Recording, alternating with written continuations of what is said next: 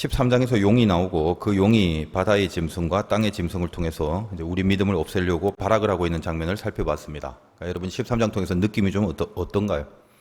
이 세상이 다 망한 것 같이 느껴지고 특별히 믿음의 영역에서는 하나님은 그냥 속수무책인 것 같은 그런 답답함 내지는 야속함 그런 게 느껴질 정도로 바다 짐승을 통해서 외부적으로 땅의 짐승을 통해서 내부적으로 철저한 공격들을 통해 믿음이 다 무너져 버리는 그런 모습들만 보게 됩니다.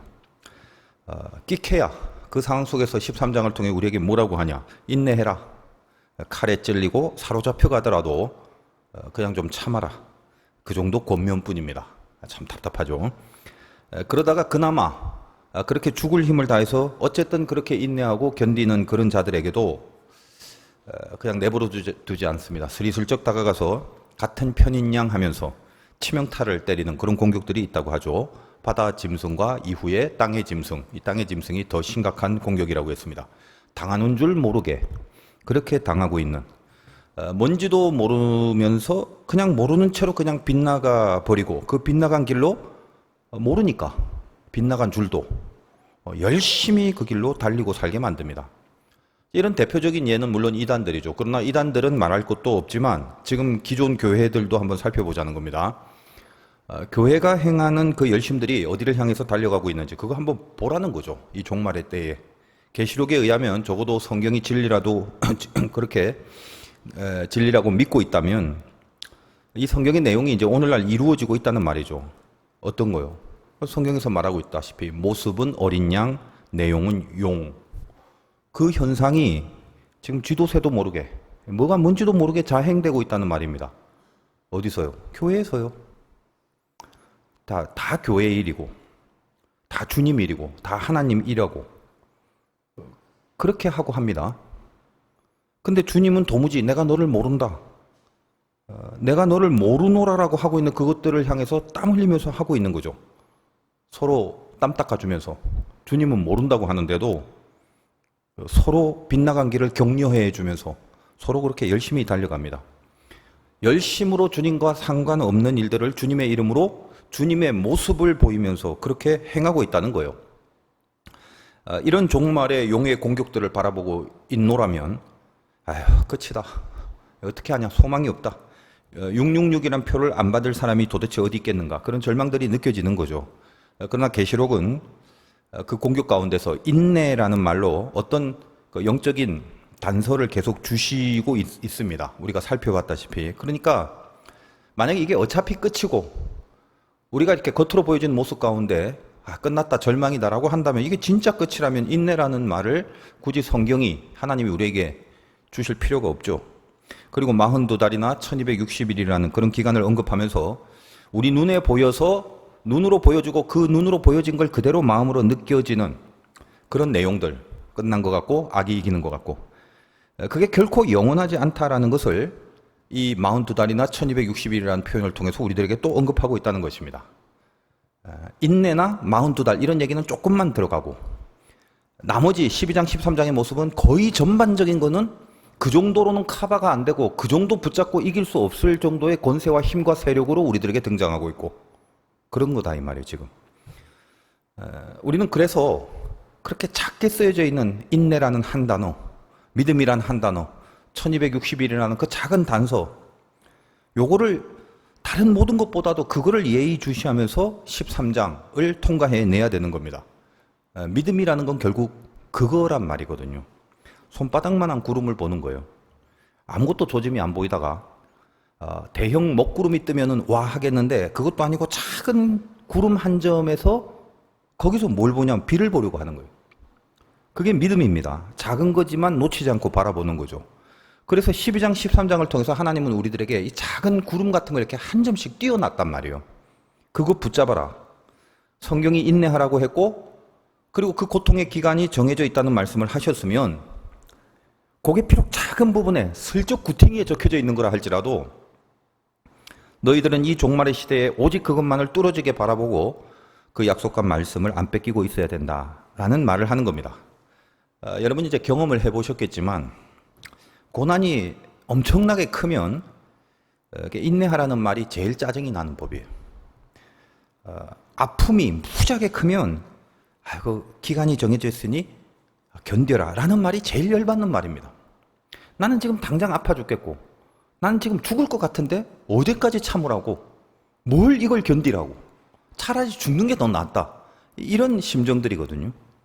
결국은 이게 믿음 싸움인데 제가 이제 여러 번 말씀드렸다시피 그 성경에서 환난은 인내를, 인내는 연단을, 연단은 소망을, 이 아름다운 구절이 말입니다. 제 자신을 보니까 제가 믿음이 좋을 때는 그야말로 가장 은혜가 되는 말씀이 이겁디다. 그런데 제가 믿음이 딱 떨어져 버릴 때는 이 구절만큼 짜증나는 말도 안 되는 말씀이 없더라고요.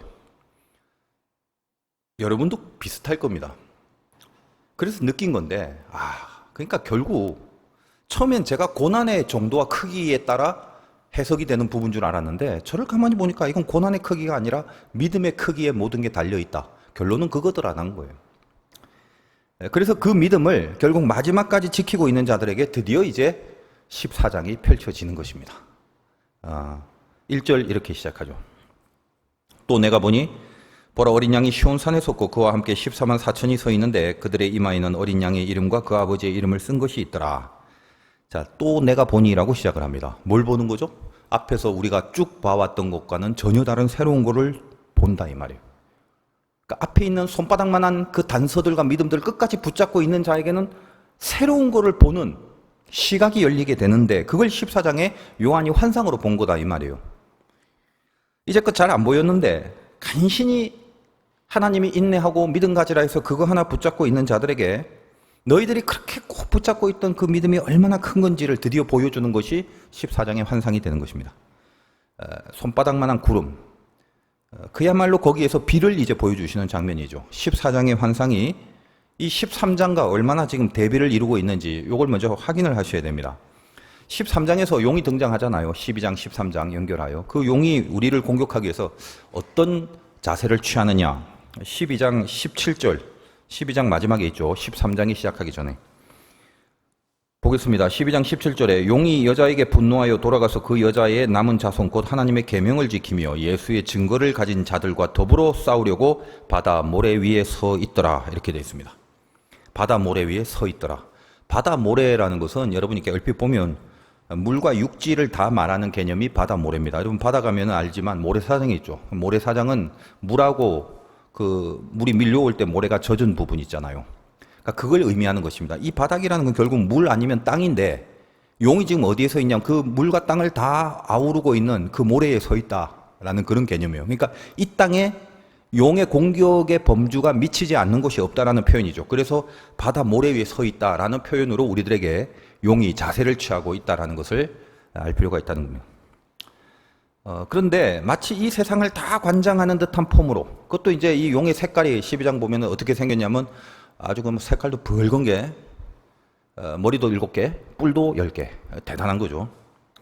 용이라고만 해도 뭔가 이렇게 두려운데 이 생긴 게 아주 희한하게 생긴 용 색깔도 그렇고 겁나게 생긴 게 딱 버티고 서 있는 것입니다. 자, 이제 봐라 공격 개시다. 이제 이 말을 하는 거죠. 그에 비해 지금 이제 이쪽으로 넘어와서 믿음의 영역 안으로 들어와서 어떤가 하는 것이 그게 이제 14장과 13장의 대비죠. 뭘 보여주시냐? 14장 처음 1절 여러분 읽었다시피 이거 용이 아니라 어린 양이 바다 모래가 아니라 시온산에 서 있어요. 용과 양이 대비되고 바다와 시온산, 산이 대비되는 거죠. 그리고 둘 다 용도 그렇고 양도 그렇고 앉아 있는 게 아니라 서 있다라고 합니다. 대비를 시키는 거죠. 14만 4천이라는 숫자가 나오지 않습니까? 뭐 앞에서 이제 14만 4천이라는 숫자에 대해서는 다루었으니까 생략하고 알다시피 구원받은 자녀를 총칭하는 상징인데 그 무리들은 어린 양과 함께 시온산에 서 있다라는 것입니다. 야, 이 어려운 시대에 예수 믿는 사람 다 어디 갔어? 왜 이렇게 전부 엉망진창인 것밖에 안 보이나? 나도 좀 도움을 받고 싶은데 우리 편 어디 있어 하고 기웃거리는데 다 어디 갔나 했는데 눈 씻고 찾아봐도 이 세상에서 안 보이더만 전부 시온산의 어린 양 옆에 가 있더라 라는 거예요. 그걸 보여주는 겁니다. 여기 있다, 여기. 14만 4천 안에 들지 못하는 자들은 손과 이마에 앞에서 했다시피 666이라는 표를 받습니다. 666이라는 것은 언제나 7에 따라가지 못합니다. 6이 100개가 나와도 7은 안 되죠. 하나님은 늘 한 수 위에 계신다고 그랬습니다. 그리고 666이라는 것도 6을 한 10개쯤 쓰면 더 세 보일 것 같은데 3개로 끝내는 이유는 하나님의 삼위일체를 모방해서 6이라는 숫자를 3개를 써서 사탄, 짐승의 표를 표현한 것입니다. 하나님을 모방하는 거죠. 용이 이마에 666을 표시하듯이 이제 이쪽으로 와서는 뭐가 대비가 됩니까? 시온산에 있는 자들은 이마에 어린 양과 그 아버지의 이름을 쓴답니다. 그러니까 666이라는 그 숫자냐 아니면 주님의 이름이냐 이 두 가지가 대비가 되고 있는 거죠. 이름이라고 하는 헬라어가 오늘 말씀 제목이 오노마인데 여러분 이름 호칭이죠. 다른 사람과 구별하기 위해서 분간을 하려고 이름을 정하는 건데 부르려는 기능이 있죠. 호칭. 헬라어 오노마라는 말은 뭐 1차적으로는 이름이기 때문에 부르는 기능이 있습니다만 사실은 이 원래의 뜻이 본래 뜻이 기노스코 즉 알다라는 그 단어에서 유래가 된 겁니다. 노마, 기노스코에서 온 거죠. 예전에도 말씀을 많이 드렸습니다만 예수의 이름이라는 말을 우리는 많이 합니다. 그래서 예수의 이름이라는 차원에서 그 이름 헬라어 오노마, 예수의 오노마를 쓸 때는 다른 것과 구분해서 부르는 기능도 물론 있습니다만 더 중요한 게 뭐냐면 예수라는 이름의 사람이 여기 있다. 저기에도 예수라는 사람이 있다. 나는 이 예수를 부르고 싶어서 예수님 혹은 예수요 라는 식의 의미가 아니라 그 당시 예수라는 이름은 굉장히 흔했단 말이에요. 우리나라 옛날 철수처럼. 우리가 보통 사용하는 기능, 부르는 이름도 있지만 그보다 더 중요한 게 그 이름 자체가 주는 좀 어려운 말입니다. 이게 본질적인 정체성이라는 게 있다는 거예요. 그걸 대변하는 게 그 오노마, 이름이란 뜻입니다. 무슨 말이냐면 말이 좀 어려워서 그런데 우리 쉽게 생각하면 이러잖아요. 신약 성경에도 있다시피 어떤 병자를 고치면서 예수의 이름으로 일어나라 그러죠. 예수의 이름으로 일어나라. 그때 그 예수라는 이름이 누굴 부르려고 호칭으로 지금 사용되는 게 아니죠. 예를 들면 제 이름이 이제 용덕이니까 개인적으로는 별로 마음에 안 드는 이름입니다만 어쨌든 간에 그러니까 용덕의 이름으로 일어나라. 안 그러잖아요. 제 이름이 용덕인 것은 그냥 남이 나를 부를 때 호칭으로 삼으려고 임용덕 목사 이렇게 한 거잖아. 그거 외에 다른 기능이 없단 말이에요. 근데 예수의 이름 오노마라고 썼을 때는 이게 다릅니다. 본질적으로 차원이 다른 의미가 있어요. 그게 뭐라고요? 아까 기노스코. 그 기노스코는 안다라는 그 뜻인데 관계성. 그냥 알고 있다는 정보가 아니라 히브리어에도 그런 말이 있다시피 관계성을 말하는 것입니다. 그건 무슨 말이냐면 예수의 이름으로 일어나라 라고 할 때 그 예수와의 관계성을 이야기를 하는 거죠. 우리 기도할 때도 이제 하겠지만 항상 마지막에 그 간단한 식기도조차도 예수님의 이름으로 기도합니다. 그러지 않습니까? 그때 그 예수님의 이름이라는 건 예수를 부르려고 하는 게 아니라 호칭이 아니라 그 예수의 본질적 전체성, 정체성과 내가 관계를 맺고 있다는 선포를 하는 거죠. 그러니까 내가 어떤 기도를 할 때 예수의 이름으로 한다는 것은 그 일에 대해서 예수가 관계한다라는 의미가 되는 거예요. 예수가 관계한다는 걸 선포하는 게 예수님의 이름으로 기도한다는 거예요. 예수의 이름으로 일어나 걸으라 할 때 그 일어나 걷는 사건에 있어서 예수가 관계한다는 것을 선포하는 거예요. 어떤 주술처럼 부적처럼 그렇게 사용을 하는 게 아니라 그래서 내 이름으로는 여러분 기도 안 하죠. 그리고 여러분 스스로의 이름으로는 기도를 할 수도 없으며 그 기도는 효력이 없습니다. 나라는 상태는 여전히 하나님 앞에 죄인이고 이 공의의 하나님은 죄인의 기도를 듣지는 않습니다. 듣는 거 반칙이에요. 그 공의에 어긋나기 때문에. 그래서 우리가 예수의 이름으로 기도한다는 것은 그 모든 기도가 하나님 앞에 상달되기 위해서 예수라는 이름을 부르는 순간 그 오노마 속에 있는 본질적 전체성이 나와 관계를 맺어서 내가 죄인의 신분으로 기도하는 게 아니라 예수의 이름으로 하는 순간 예수님이 내 안에 들어오고 내 기도를 대변하여 용서받은 자녀된 신분으로 하나님 앞에 고하게 되는 그런 역사가 가능하고 그 역사를 이루기 위해서 예수의 이름으로 기도하라. 그때 오노마라는 것입니다. 내가 아니라 내 이름이 아니라 용서하신 그 주님의 이름을 부름으로 그 주님이 용서하신 자녀된 신분으로 기도를 하기 때문에 우리의 모든 기도는 효험이 있는 거죠. 그래서 성경에 이 예수의 이름 즉 오노마가 무엇이라고 기록이 되어 있나? 아니 예수가 이름인데 뭘 예수의 이름이 뭐라고 기록되냐고 왜 물으십니까?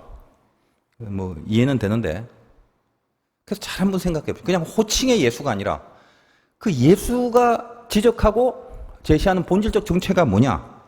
보라 처녀가 잉태하여 아들을 낳을 것이요 그 이름을 뭐라고 그랬죠? 예수라 하라 돼 있나요? 성경 찾아보시면 원래 우리 상식으로 하면 이름이 예수니까 예수라 하라 하면 이게 자연스럽게 지나갈 것 같은데 성경은 그렇게 안 하고 임마누엘이라 하라 그랬잖아요. 그러니까 그건 무슨 말이에요? 본질이 그렇단 말이에요. 그러니까 흔한 그냥 유대인들에게 붙인 철수처럼 그런 예수라는 이름이 아니라 우리의 메시아로 하나님의 아들로 내가 구세주로 믿고 있는 그 예수는 동명이인인 다른 사람과의 구분을 위해서 부르는 호칭이 아니라 하나님의 아들인 예수를 부른다는 것은 그 이름의 정체성이 뭐다? 그 이름을 뭐라고? 임마누엘이라 하라. 임마누엘이 뭔데요? 하나님이 함께 하신다. 그러니까 임마누엘을 개입시킨다는 거예요. 내가 예수의 이름을 부른다는 것은. 하나님이 나와 함께 하신다. 우리가 함께 하신다. 결국 메시아로서의 예수라는 이름은 그 본질적인 정체가 우리와 함께 하신다는 뜻을 가진 것으로 발휘되고 우리와 함께 하신다는 뜻을 이루는 내용으로 우리와 관계하고 있다. 그러니까 보통 이름하고 예수의 이름은 다르다라는 걸 알고 계셔야 돼요. 일단. 아시겠죠? 그러니까 학생들이 무슨 교복에 자기 이름 붙이듯이 그렇게 시온산에 서 있는 14만 4천의 신자들이 전부 그렇게 예수라는 이름을 이마에 이렇게 풀로 붙이고 있는 이런 걸 말하는 게 아니라 여기에 주의 이름과 하나님의 이름이 이마에 있다. 그 이름의 권세와 그 본질적인 효력이 지금 뭐다? 발생하고 있다. 지금 발생하고 있는 그곳이 어디냐면 시온산이며 그 효력이 발생하고 있는 존재로 있는 거 그게 14만 4천이다. 여러분이 14만 4천이 되려면 바로 그 주님의 이름이 하나님이 나와 함께 하고 있다라는 그 내용이 여러분의 삶 속에서 발휘되고 지금 그 효력이 나타나고 작동하고 있어야 된다. 그 사람이 14만 4천이다. 그게 시온산이다라는 얘기를 하는 거죠. 하나님이 나와 함께 하신다. 이게 본질적 효력이다라는 것입니다. 다 아는 얘기지만 결국 우상을 경배하고 12장 13장에서 봤다시피 짐승에게 넘어간 자들의 이마에는 666, 다시 말해서 사람의 숫자라고 그랬죠. 이때 이 역사적인 상황 속으로 본다면 말씀드렸다시피 로마 황제의 이름을 붙이는 건데 그 이름을 풀로 붙이는 게 아니라 역시 동일하게 우리가 주님의 이름을 통해서 우리가 지금 그 효력과 그 내용을 우리가 지금 살아가고 있는 것처럼 666이라는 로마의 황제의 이름을 붙인 자들은 그들을 통치하고 그들이 따라가는 그 힘의 뿌리가 황제이며 세상이며 권세이며 눈에 보이는 힘이다. 그런 말이죠. 반면 이쪽 편 시온에 서 있는 자들은 여러분이 돼야 되는데 하나님과 함께 하심으로만 살아가는 그 임마누엘이라는 힘을 뿌리로 하여 살아가는 자들이다라는 거예요. 어디 편에 설 것인가 라는 거죠. 여러분 다 정답 시온산 이러고 있죠. 말은 잘해 보면. 여러분 어디 서 있고 싶으신가요? 당연히 뭐 금요철야 정도 나올 뿐이면 곧 죽어도 시온산이라고 그렇게 고백을 하겠습니다만 저는 안 믿습니다. 아주 현실적으로 여러분이 지금 한쪽을 선택해서 그곳에 서 있어야 된다고 한번 생각을 해보자라는 거예요. 제가 안 믿는다는 건 여러분들의 믿음을 제가 불신한다는 게 아니라 저를 포함해서 인간을 못 믿는다는 말이에요. 그러니까 한쪽은 더 넓은 바다와 땅을 다 차지하고 있는 머리 7에 뿔 10개의 붉은 용입니다. 그 뭐 입에서 막 불이 막 뿜어져 나올 수도 있고 뭐 용가리처럼. 그리고 한쪽은 저 위에 산에 어린 양이 한 마리 있어요. 어디로 가야 되나? 다 어린 양이 질리니까 그쪽으로 가야 된다라고 쉽게 말씀을 하실 줄 압니다만 내가 한번 시험을 한번 해보고 싶어요. 진짜 그러고 있는지. 제가 시험을 할 도리가 없어서 말로만 내가 한번 평가를 해드립니다. 지금 왜 제가 이렇게 얘기를 하냐면 결코 쉽지가 않습니다. 불가능할 정도로 어렵단 말이에요. 여러분 용이 이겨요. 양이 이겨요. 어디다 줄 서야 돼요? 이기는 쪽에 줄 서야 되는데 양한테 간다고요? 거짓말을 좀 하지 말라는 거예요. 아니요, 저는 끝까지 믿음으로 그럼 할 수 없고. 어린 양 쪽에 줄 설 수 있는 사람 거의 없습니다. 그렇지만 성경이 이런 얘기를 하는 것은 거의 없는데 뭐 하려고 이런 말 되냐? 다 때려치자가 아니라 포기하지는 말라는 거예요. 지금 계시록의 메시지는 우리에게 방향을 제시하고 있는 겁니다. 여러분이 어린 양이 있는 시온산으로 간다는 것이 진리이고 그것에 동의하고 그쪽으로 가게끔 우리를 거룩하게 독촉하고 있는 것이 계시록의 메시지다라는 것을 아셔야 됩니다. 그러니까 여러분 적어도 이쪽으로 가야 되는데 그쪽으로 가지 못하는 내 마음의 연약함을 애통해할 정도만 돼도 상당히 많은 경지까지 오르신 것이고 그나마 그래도 신앙의 길에 접어선 아주 그 명백한 증거입니다. 아예 이쪽은 싸그리 아랑곳하지도 않는 그런 종자들도 있어요. 교회를 다니면서 처음부터 끝까지. 내 이마에 적어도 주님의 이름을 써야 된다는 거, 666이 아니라 나는 시온으로 가야만 한다는 거, 거기에 동의하시고 거기에 분발하려고, 그리고 그걸 제목 삼아 기도를 하실 줄 아는, 적어도 이 정도만 되고 참 좋겠다는 거예요. 그리고 성경은 아직은 우리가 완전하지 않고 이 세상의 마지막 역사의 심판의 끝이 아니라 아직은 과정이기 때문에 아직은 안 되지만 앞으로 반드시 그렇게 돼야 된다는 목표로 우리로 하여금 거룩한 동료를 하는 것이다 라는 것을 이해를 하셔야 된다는 거예요. 적어도 어느 쪽이 맞는가는 알고 사셔야죠. 그러면 시온산에는 무슨 현상이 있냐? 2절을 보겠습니다. 내가 하늘에서 나는 소리를 들으니 많은 물소리와 같고 큰 우레 소리와도 같은데 내가 들은 소리는 검은 고 타는 자들이 그 검은 고를 타는 것 같다. 많은 물소리와 같은데 이게 우레 소리와 같기도 하고 검은 고 타는 소리와 같기도 하고, 이런 표현들이 곳곳에 뭐 이런 표현들이 많습니다만 다 찾아보지는 않겠습니다. 이 다 어떤 거죠? 한마디로 좀 신비하고 웅장하고 뭔가 이렇게 하나님의 세계를 느끼게 해주는 그런 천상의 소리를 말합니다. 요한계시록 1장에 주님이 나타날 때도 그런 물소리가, 많은 물소리 같은 표현도 나왔고 그랬는데, 기타 등등. 그렇다면 이 말이에요. 시온산에 있는 자들은 지금 저 바다 앞에 용한테 줄 서 있는 저들, 666 표시를 받고 저들과 함께 있는 저들과 이 어린 양, 조그만 어린 양 옆에 줄 서 있는 이 14만 4천, 이들의 차이가 뭐냐? 나중에 싸워보면 누가 세냐를 경주하기 전에 이 시온산에 있는 자들만이 저들과 다른 구별됨이 뭐냐면 들을 수 없는 하늘의 소리를 듣는다는 거예요. 지금 이 우레소리와 검구 소리 이런 것을 저 바다에 있는 용 앞에 줄 서 있는 사람은 못 들어요. 용이 세냐 어린 양이 세냐의 문제는 둘째치고 자리를 비교하자는 거예요. 하늘의 소리가 들리는 곳, 거기가 시온입니다. 이것이 시사하는 바가 뭐냐? 예를 들면 사도 바울 같은 사람 한번 보십시오. 만약에 그가 그런 적이 있죠. 다메섹에서 예수 부활하신 주님을 만나기 전에는 용의 편에 줄을 서 있던 사람이죠. 사도 바울은 세죠, 강하죠, 엘리트죠, 학벌 좋죠, 가문 좋죠, 건드릴 수 없죠. 어린 나이에 최고급 공무원의 길을 걸어가고 있습니다. 겁나게 세고 강하고 무불통지입니다. 막힐 데가 없어요. 근데 뭐죠? 소리를 듣지 못한 인생이었죠. 주님의 소리, 진리의 소리, 복음의 소리를 못 들었던 인생이었습니다. 그러다가 부활하신 주님의 소리를 듣습니다. 어린 양 앞에 가는 거죠. 그거는 하늘의 소리를 듣습니다.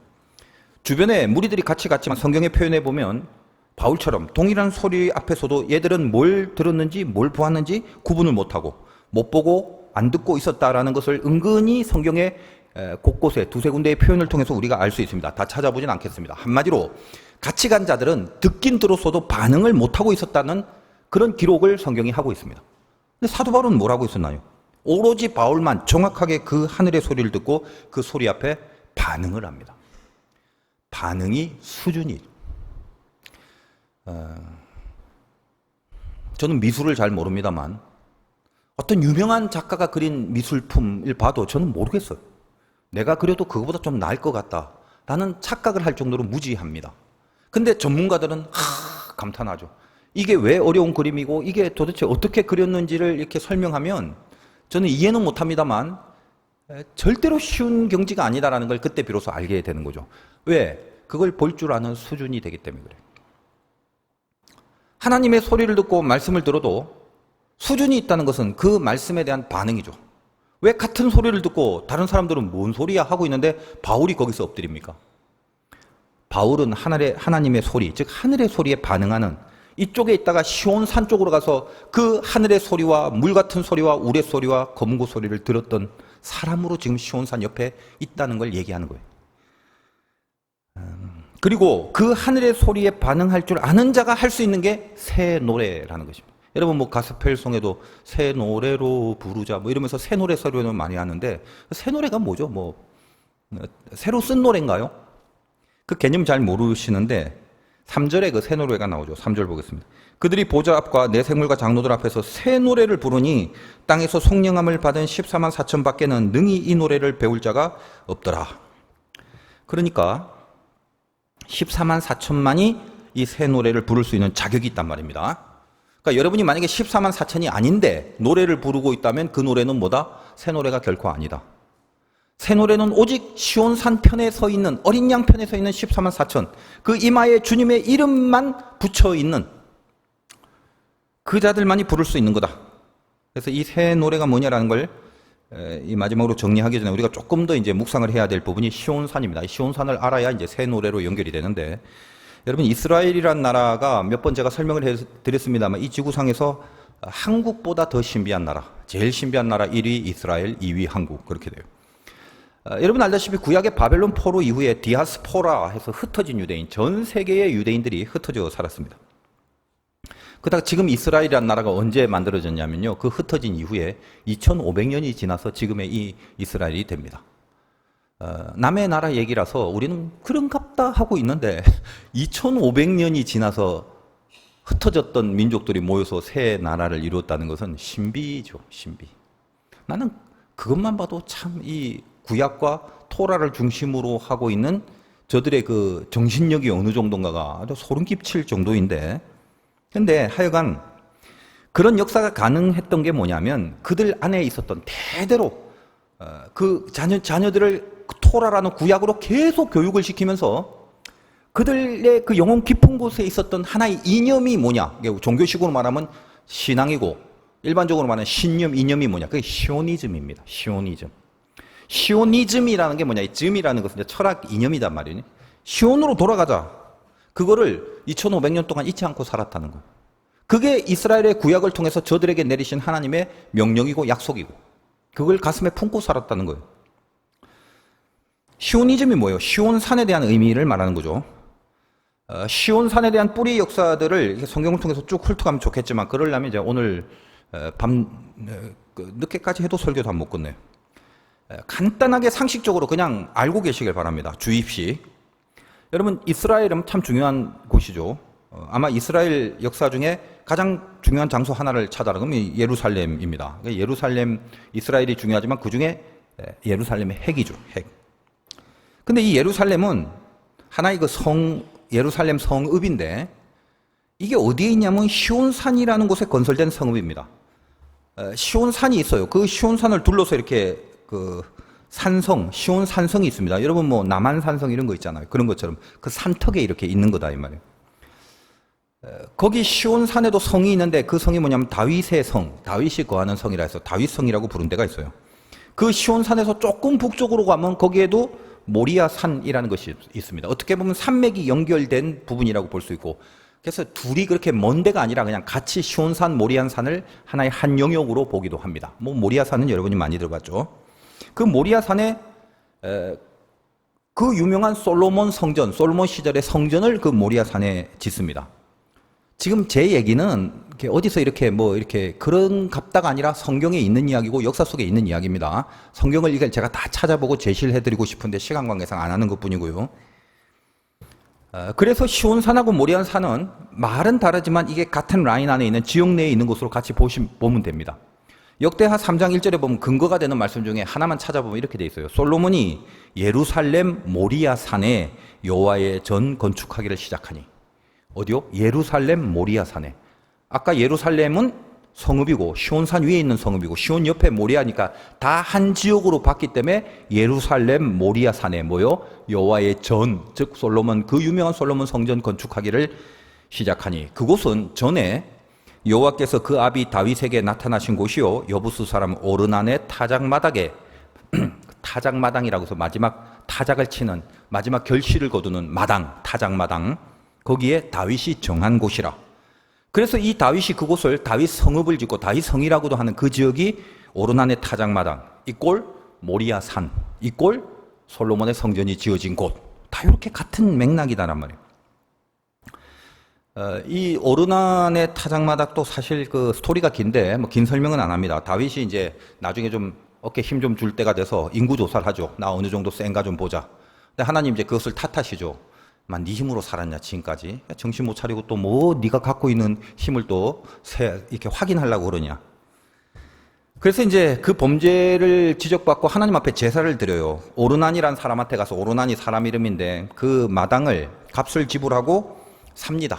왕이 뭐 달라면 내가 공짜로 드릴 수 있어요. 뭐 이렇게 내고를 했겠지만 그 내고가 아니라 이제 그냥 왕이니까 갖다 바칠 수도 있습니다만 정확하게 값을 지불합니다. 거기에 영적 의미가 있는 거죠. 그리고 그 오르난의 타작마당에서 제사를 드립니다.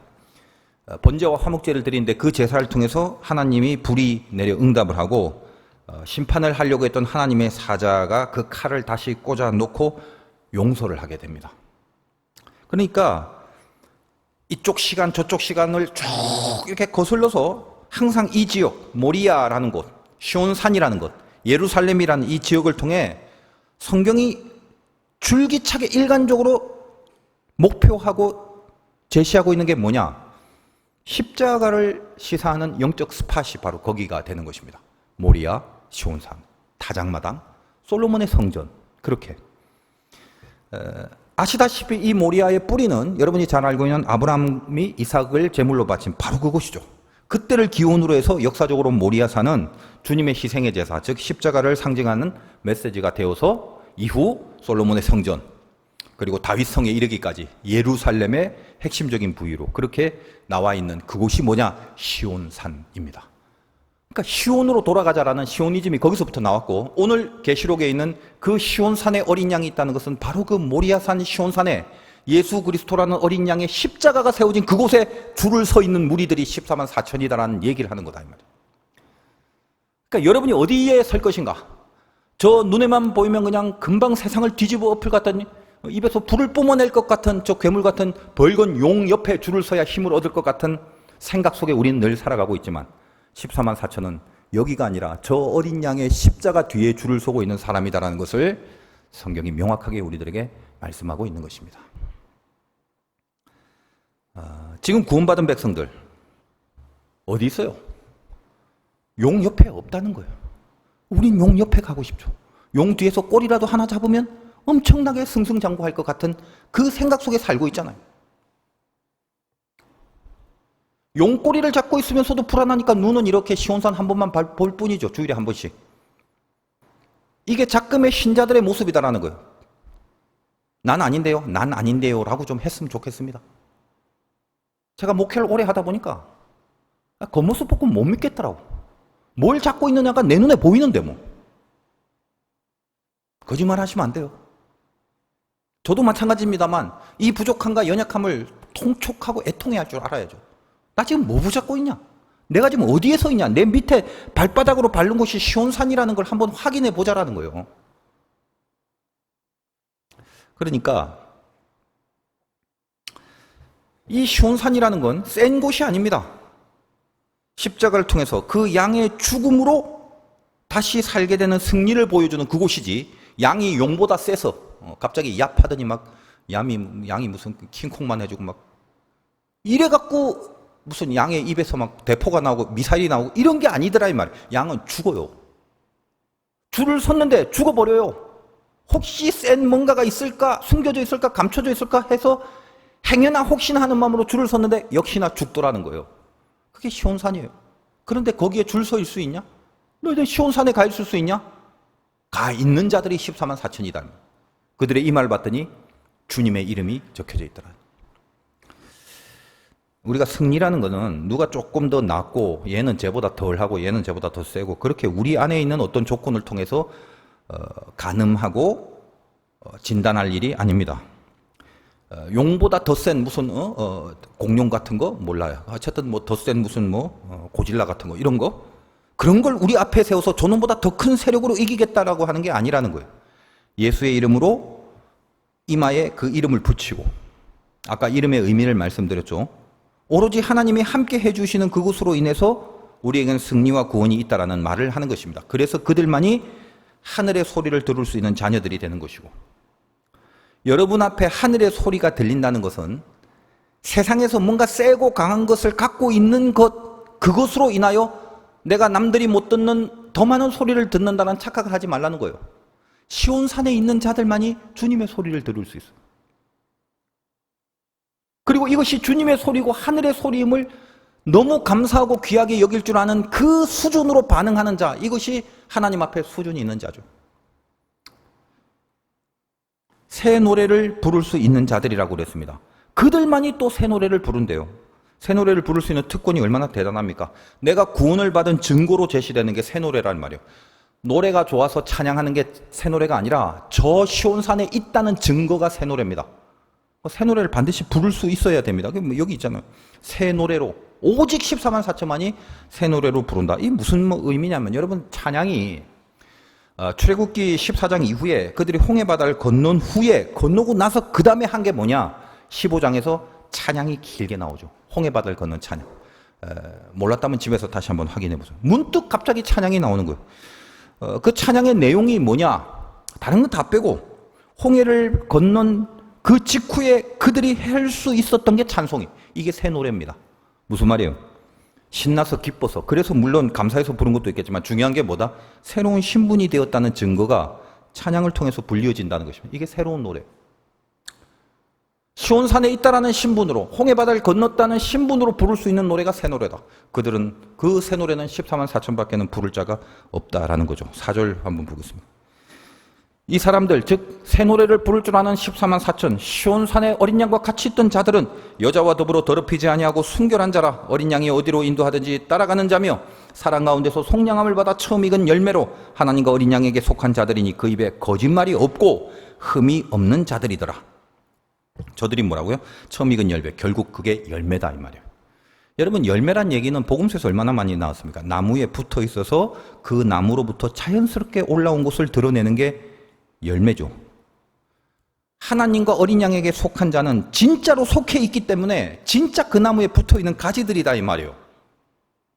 그래서 그들은 어디서 빌려온 자들이 아니라 그 나무에서부터 자연스럽게 열어지는 드러나는 열매이기 때문에 오늘 그들이 처음 익은 열매라는 표현을 하는 것이고, 그리고 그 열매라는 것은 거짓말 안 하고 흠이 없습니다. 거짓말을 안 하는 사람이 예수 믿는 사람 중에 있나요?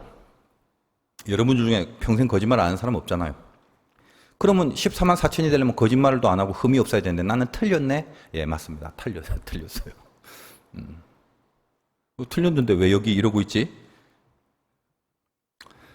틀린 건 틀렸죠. 그러나 말씀드립니다만 지금 이 말은 그들의 실력이 그 정도가 된다라는 말이 아니라 그들의 신분이 그렇다라는 거예요. 흠이 없고 즉 거짓말을 안 하는 그래야만 되는 신분으로 서 있다. 우리 모두도 마찬가지고요. 이게 무슨 말입니까? 윤리적으로 도덕적으로 거짓말하면 안 돼. 계명을 어기는 거야. 이 정도의 차원이 아니라 신분에 대한 어떤 정체를 의미하는 거예요. 자, 이게 이제 이렇게 얘기를 하면 여러분 이해가 안 되는데 예를 들면 다윗이 죄를 짓습니다. 그리고 나단 선지자의 소리를 듣죠. 다윗이 왜 하나님의 산이고 사람이고 시온산에 선 사람이냐면 하늘의 소리에 반응을 하잖아요. 다윗도. 바울처럼 죄를 지을 수는 있어도 그 죄에 대한 하늘의 소리를 듣고 거기에 반응을 합니다. 그래서 알게 되죠. 아, 내가 죄인이네. 왕년에 잘 나갈 때 어릴 때는 그래도 골리앗도 죽이고 내가 좀 센 사람이고 하나님이 함께 해주는 괜찮은 사람인 줄 알았는데 인생의 여러 가지 경우를 겪다 보니까 이건 거의 벌레만도 못한 죄인이라는 걸 스스로 알죠. 특별히 밧세바의 사건을 통해서 확실한 지적을 받습니다. 그때 뭐라고 고백을 하죠? 그 시편에 쓴 다윗의 깊은 심령 속에 내가 어미의 뱃속에서 죄악 중에 태어났다라고 얘기를 하는 거예요. 그러니까 이건 무슨 말이에요? 자, 조건이고 뭐고 그냥 너네 애초에 그냥 죽어. 그냥 운명 자체가 죽을 운명이에요. 그러니까 가능성이 1도 없는 존재야. 아니 태어날 때부터 태어나기 전에 죄인인데 뭐 거기에 가능성이 있어요? 살면서 하는 거 보고 구해줄까 말까 이런 조건 자체도 개입이 안 될 모태 때부터 죄인이라는 걸 깨닫게 되는 거예요. 그거를. 그런데 그리고 뭐라고 합니까?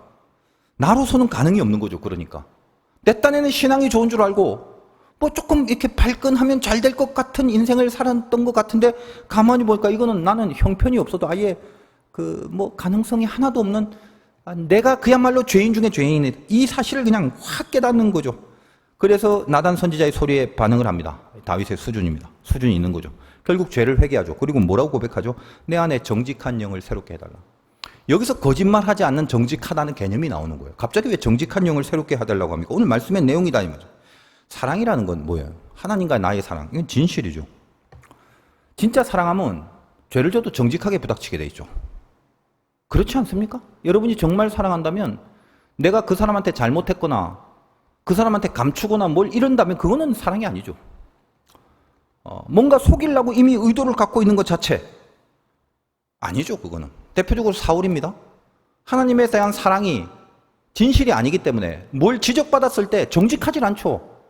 그건 나중에 하나님 주려고 전략품을 내가 뺏어놨다. 거짓말 좀 하지 말라고. 사울은 하나님을 사랑하는 게 아니라 사람의 눈을 의식하고 사랑하는 하나님께 잘 보여야 되는데 하나님이란 이름만 들먹거릴 뿐 사람한테 인정을 받으려고 했죠. 이런 사람을 뭐라고 한다? 정치인이라고 하는 거죠. 그래서 하나님 자체가 나의 목적이 되어야 되는데 하나님만 순수하게 사랑해야 되는데 하나님은 그냥 도구로만 이용을 합니다. 근데 다윗이 다르죠. 하나님 마음에 합한 자. 정말 하나님을 사랑했기 때문에 지적이 들어오니까 핑계대지 않고 정직하죠. 거짓말 안 하는 거예요. 내가 죄를 지었다라고. 그런 회개와 돌이킴, 그 진정성이 오늘 흠 없다라고 하는 내용입니다. 우리가 하나님 앞에 자녀된 신분을 가진 자가 거짓말하지 말고 흠 없어야 되는 깊은 영적 원리와 내용이 바로 이 말씀입니다. 여러분은 어디에 지금 서 있냐 이 말이에요. 어려운 싸움이에요. 설교만 들으면 맞는 얘기야. 성경에 그런 말 있지. 나도 시온에 서야겠다. 그렇게 생각합니다만 그런 감동으로 결정될 내용이 아닙니다. 저를 포함해서 누구나 다 용 뒤에 줄 서고 싶지. 딱 보기만 봐도 벌써 죽을 것 같은 어린 양 옆에는 줄 서기가 싫습니다. 그러나 마지막 승리가 우리에게 어디 있다고 그럽니까? 너희들이 가져야 될 믿음이 뭐냐? 14만 4천에 들어가야 되는 그 내용이 뭐냐? 시온이다, 시온. 거기 십자가의 죽음을 통해서 우리의 죄를 용서하시고 그 십자가의 죽으심이라는 방법으로 하나님의 자녀된 자리를 확보해 주셨던 그 하나님의 은혜, 오직 그것만이 우리로 하여금 시온에 있게 만들고 승리를 주는 하나님의 섭리고 인도하십니다. 이걸 이야기하는 것이죠. 십자가는 말만 십자가지 항상 부활과 같이 세트입니다. 다른 말로 하면 죽고 다시 산다. 그겁니다. 기독교가 뭐냐? 죽고 다시 사는 겁니다. 다른 말로 죽어야 다시 사는 겁니다. 다시 산다는 것은 세상으로부터 사는 게 아니라 하나님 안에서 다시 사는 거고 그게 구원이죠. 그러려면 뭐다? 죽어야 되는 거예요. 안 죽죠. 근데 세상 앞에 죽으라고 숱한 공격과 유혹 앞에서 어린 양을 바라봐야 되는 게 그게 우리 신앙의 목표인데 어디서부터 어떻게 잘못 배웠는지 몰라도 우리는 살라고 낑낑대지 죽으려고 하는 신자들을 만나본 적이 별로 없을 정도로 그렇게 우리의 기독교의 진리는 왜곡되어 왔고 이상하게 빗나가져 있습니다. 자꾸 세지려고 하죠. 진짜 센 것도 아니고 가만 보면 고집밖에 없는데 그걸 센 건 줄 착각하고 한심하게 살지 말라고 인생을. 나의 이 모든 한심함을 위하여 대신 죽으신 주님의 피가 내 안에 흐르고 있다는 것을 알고 감격하고 주님 따라가면서 나도 나를 죽이는 일에 목숨을 걸 정도의 그 목표와 목적으로 살아가는 자를 신자라고 하고 거기가 쉬운 산이다라는 걸 잊지 말라라는 거예요. 언제까지 어떻게 설명을 해야 이 기독교의 가장 깊은 진리와 우리를 향한 하나님의 뜻을 우리가 발견하고 그쪽을 향해서 눈을 돌리고 갈 수 있을지 참 미지수입니다. 우리 화두교회 성도님들은 내가 지금 서 있는 곳이 쉬운 산이 되기를 염원할 수 있는 믿음과 신앙이 생기시기를 주님의 이름으로 축원드립니다.